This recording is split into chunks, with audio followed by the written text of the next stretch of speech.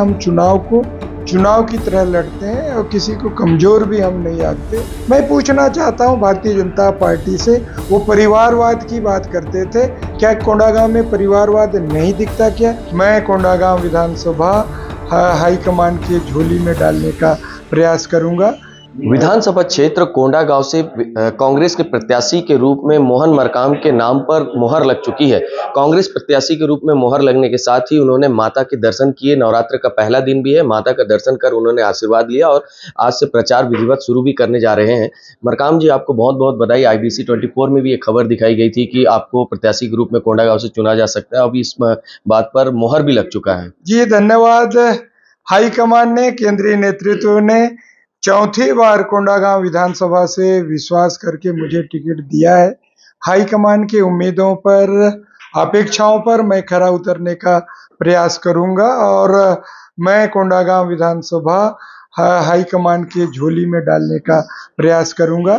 छत्तीसगढ़ में हमारी सरकार है, माननीय मुख्यमंत्री भूपेश बघेल साहब के नेतृत्व में कांग्रेस सरकार की उपलब्धियों, नीतियों, योजनाओं को लेकर हम जनता के बीच में जाएंगे और इन पिछले 5 सालों में हमारी योजनाओं का लाभ जनता को भी मिल रहा है। मुझे उम्मीद है वो छत्तीसगढ़ की जनता के साथ साथ कोंडागांव की जनता का भी कांग्रेस पार्टी के पक्ष में जनादेश मिलेगा, ऐसा मुझे लगता है। 15 साल भारतीय जनता पार्टी की सरकार रही है और 15 सीटों में सिमट गई थे। फिर से कोंडागांव विधानसभा से भारतीय जनता पार्टी ने माननीय लता उसेंडी जी पे विश्वास किया है, जबकि 2 बार से लगातार वो हार चुकी है। 1990-91 से लगातार एक ही परिवार को भारतीय जनता पार्टी कोंडागांव से टिकट दे रही है। मैं पूछना चाहता हूं भारतीय जनता पार्टी से, वो परिवारवाद की बात करते थे, क्या कोंडागांव में परिवारवाद नहीं दिखता क्या? एक ही परिवार से 40 सालों से टिकट दिया जा रहा है। भारतीय जनता पार्टी के करनी और कथनी में अंतर है, यहाँ की जनता भी समझ चुकी है। मुझे उम्मीद है हम अपनी उपलब्धियों के दम पर हम फिर से चुनाव जीतने में सफल होंगे। यदि हम जीत हार की बात अगर करें तो पार्टी ने 4 बार आप पर भरोसा जताया है। पहली बार में आपको हार का चेहरा देखना पड़ा था और आखिरी बार की यदि बात करें तो उसमें भी 1700 का अंतर था। तो कितना चुनौतीपूर्ण है, कितना चैलेंजिंग है इस बार का चुनाव? नहीं देखिए, चुनाव तो छोटा चुनाव, बड़ा चुनाव, चैलेंजिंग तो होती है। हम चुनाव की तरह लड़ते हैं और किसी को कमजोर भी हम नहीं आंकते। हम चुनाव की तरह लड़ेंगे और हम हमारे कार्यकर्ताओं के मेहनत के दम पे, हमारी उपलब्धियों के दम पे हम जीतने में सफल होंगे। 2008 की बात है, पहली बार मुझे टिकट मिला था और मात्र 13-14 दिन मिला था।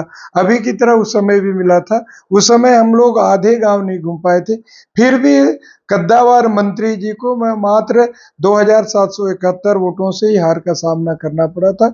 दूसरी भी हम 5000 से अधिक वोटों से जीतने में सफल हुए थे, क्योंकि भारतीय जनता पार्टी की छत्तीसगढ़ में सरकार रही उस समय। उनको हारने के बाद भी नागरिक आपूर्ति निगम का अध्यक्ष बना दिया गया, कैबिनेट मंत्री का दर्जा दिया गया, पानी की तरह बहाया गया, जिसके कारण हम 2018 के चुनाव में जीत का अंतर कम हुआ। मगर मुझे उम्मीद है 2023 के जो चुनाव होंगे हम अच्छे मार्जिन से जीतेंगे, ऐसा मुझे लगता है। जी, एक बार और आपको बधाई। पुनः आप मैदान में हैं, जहां आपकी दमदारी इस बार फिर से देखने को मिलेगा। जी धन्यवाद।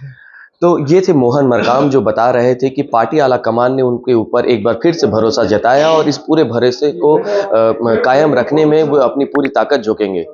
IBC 24 के लिए कोंडागांव से अंजय यादव।